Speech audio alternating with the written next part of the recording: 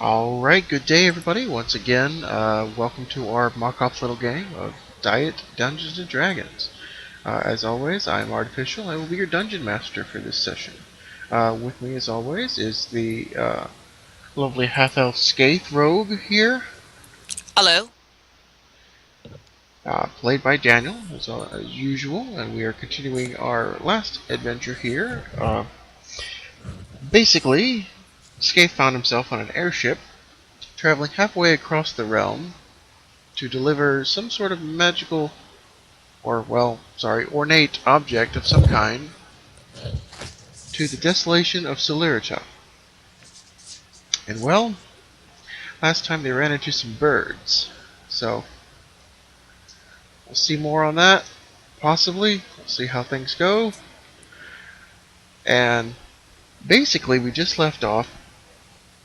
Skaith had just stopped for the night. Well, in the morning, really, at the militant town of Ikit, in a general marketplace. The crew members are out and about, fixing the ship, pulling the bird carcasses off, trying to sell them, trade them, what have you. And at this point, you're generally free to roam about the marketplace and buy anything else you'd like.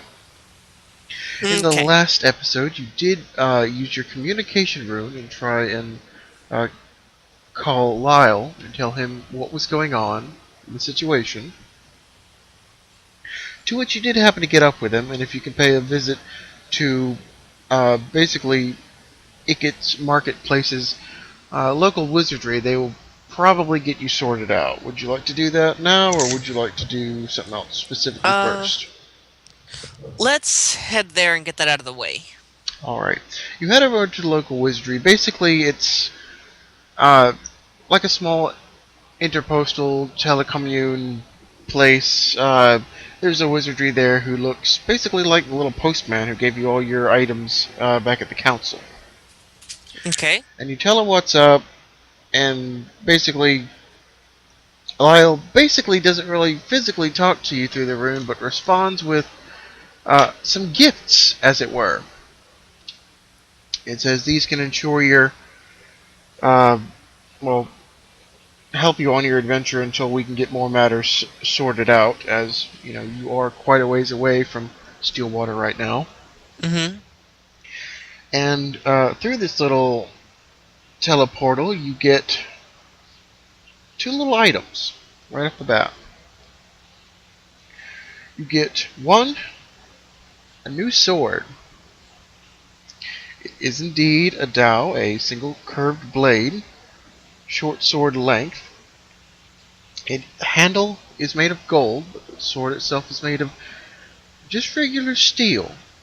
It's not overly sharp, it's a decent sword, but written is the inscription that this sword has the property to be able to transform its blade into any surrounding material. That could be really useful. And you also get a new piece of armor. It is a set of shoulder pads linked with a neck and back brace ever so slightly, like a headdress, so to speak. Mm-hmm. Made of good sturdy metal, but the big kicker that you're happy to see is that it actually has like a built-in hood and cloak. But you see the hood and cloak are made out of chainmail, but are surprisingly light and fluid as cloth. It is able to be worn like a cloak and pinned up on the shoulders like a cape as well. Excellent. Right. Basically, at this point, you are free to buy anything you would need, or you can return to the ship at your leisure. Take it away. All right. I wanted to see if they've got any specialties in this market.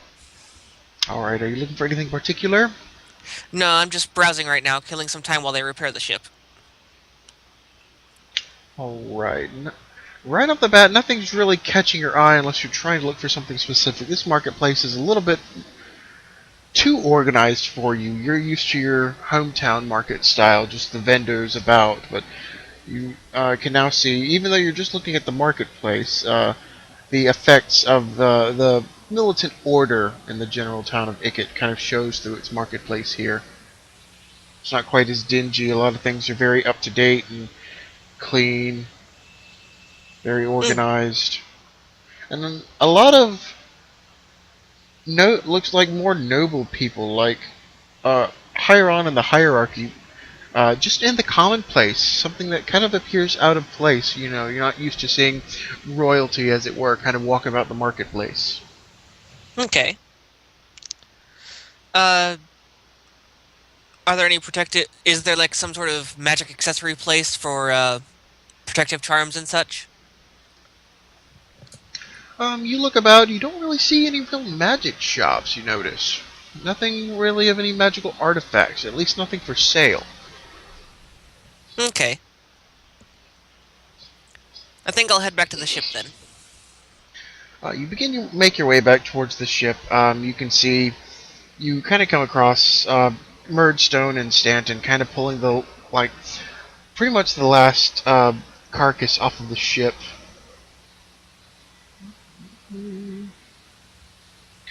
A few others are kind of walking in and off the ship, you know, loading up a few boxes like they've all been out buying a thing or two as well.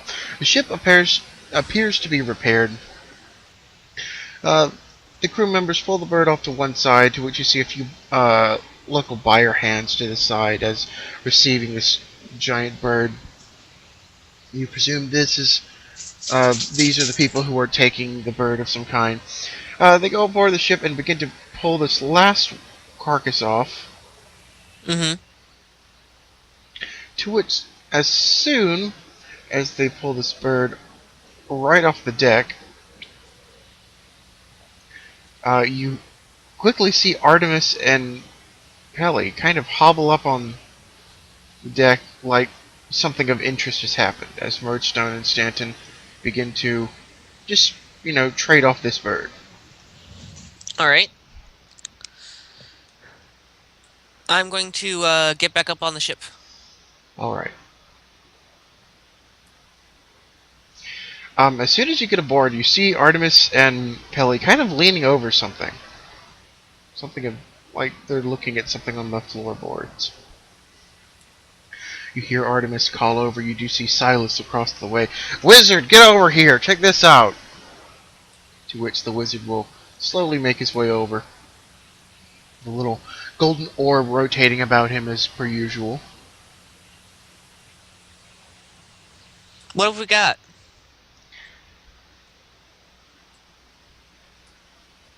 Artemis takes a step back as well as Pelly.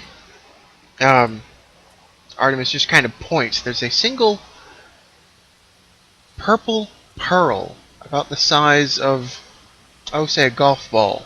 Just kind of sitting on the deck of the ship right now. Pelly says he rolled out from underneath the bird when they were pulling it out. Uh, Silas kind of waves a hand kind of in front of you as you kind of crane your neck to really get a good look at it, because of this distance, you're still a little ways away from it. Kind of puts a hand out. Don't be going to touch it. We don't know what it is. The wizard will essentially hold out a hand and kind of, as far as you can tell, mage hand this little purple pearl kind of about eye height and kind of turn it over as if examining it a little bit more.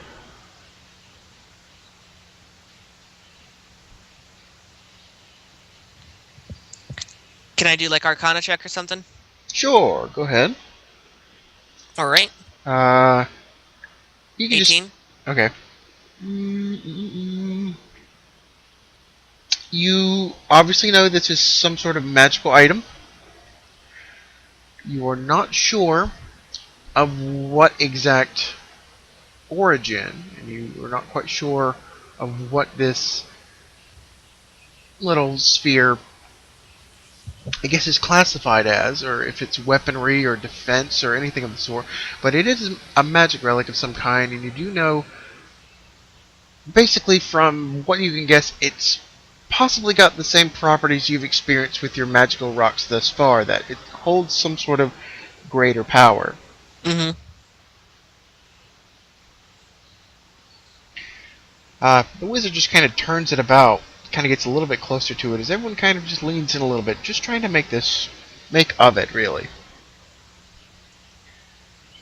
Right, everyone roll. Let's see, what can I do here? Just give me a d20 reflex. 17. Okay, that makes it. Alright, the wizard has rolled a 4. As he's kind of turning this little sphere over, everyone's immediately just blasted with this purple cloud of gas. Everyone backs away. The wizard just absolutely drops it. The wizard got the blunt of everything, just sprayed him right in the face. He is coughing and hacking, waving, trying to get this gas out of his face. The rest of you maybe got a whiff of it, but not as bad as the wizard. Instantly, Pelly will kind of get over to him to kind of like half examine him without even touching him yet. The wizard's trying to get himself together. He is just hacking and coughing right now.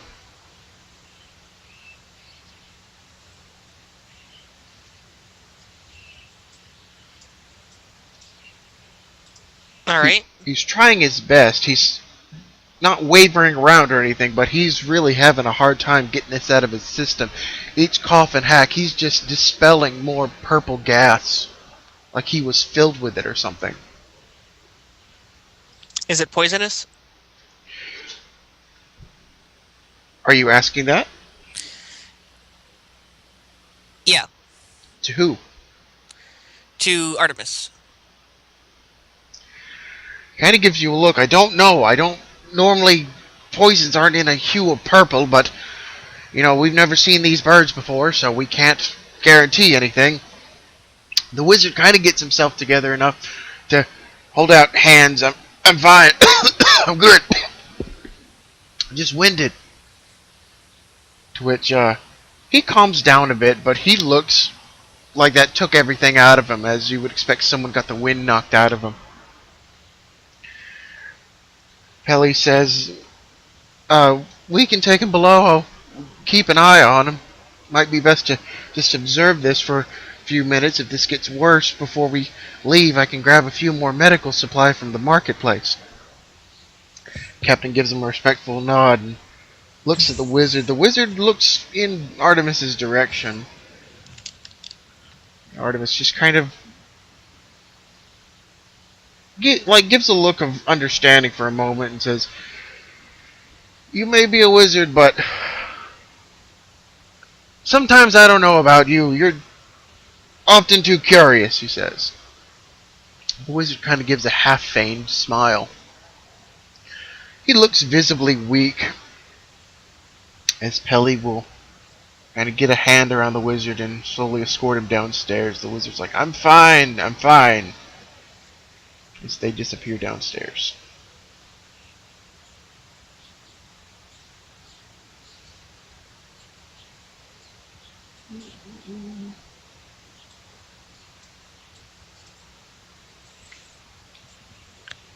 So what's our next step, Captain?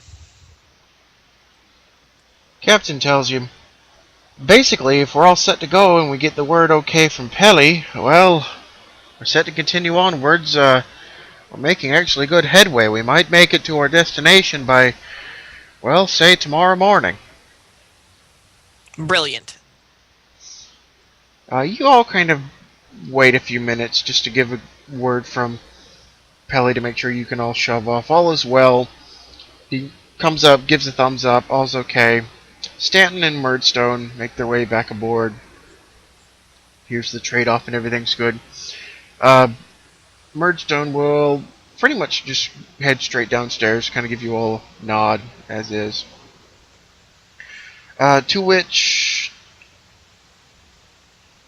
Captain will give a nod to Stanton. Stanton will go through this door up here. And Artemis will look at you and basically tell you, okay, I do want to congratulate on everything that happened last night and all, but what I'm trying to say is you handled yourself very nicely back there, and we do respect that because we don't really get a lot of, well, adventure-savvy people going through here. So it's nice to see someone who could hold their own. It's the least I can try and do. I mean, seriously, I put you all in danger, so The captain says, in fact, that's something I've been meaning to talk to you about. He says, if you would, I'd like to talk to you for another minute. And kind of goes to his quarters. I follow right inside. You enter in the quarters. It's a small little captain's room. There's a bed at the back. Uh, Shelves full of interesting little artifacts. A busy work desk, chair. Appropriate for a captain's room, but nothing like an ornate ship. It looks, to the bare bones, but filled with artifacts and such. Maybe keepsakes of some kind. As you go in, the captain kind of fumbles with this lock on the chest. You don't even see a key in hand. He just kind of wiggles it. He turns around at you and tells you, well, if you're facing this way. He looks at you. I was gonna fix it. This okay. Okay, he'll be standing right here. There. The captain tells you, now, forgive me for coming off too forward in a sense here, but I'd like to try a test if you give me the permission. Your ship, your rules. I'm fine with it. He says, now, do you know anything about this magical thing that you're taking? Honestly, no. I just received it in the box. He says, And I see. He tells you, well, at your discretion, if you give me the permission, I'd like to hold on to it. You see, he kind of phrases that just as I have. Hold on to it just for like the day, because when those things come back, and we do know they plan to come back, we don't know how intelligent they are, because last we saw, one of them had the box. It didn't try to open the box. It didn't try to break the box. So if you were to let me hold on to it, if they go after you and snag the box per se, then they think they've got it, and we've still got it. But if they come after me without me divulging any information, then, well, we know they're a little bit more intelligent than we had initially thought. I don't necessarily have a problem with that. One question. Do you happen to know anything about any character named Saber? As they were mentioned in the letter. He ponders over and instantly goes to his desk, roots about a bit, picks up a book or two, kind of sorting through like he's searching for something.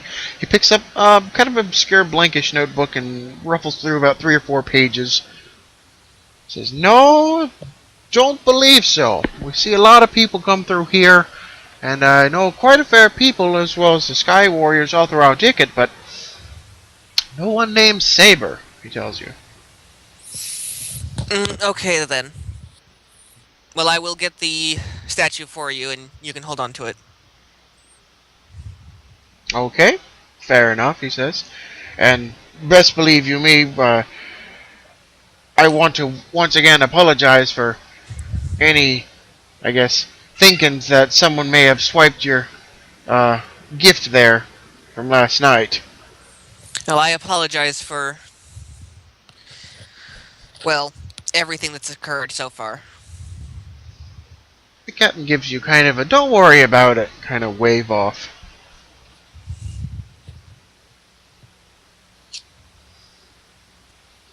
He says, so am I supposed to follow you, or you plan to bring it to me? I'm gonna go grab it. Alright, do you instantly go down there, grab it, and bring it back? Yeah. Alright, if you have no stopping point between, you just instantly bring it back to the captain. Do you bring the whole box? Yes. All Or right. no, just the statue. Okay.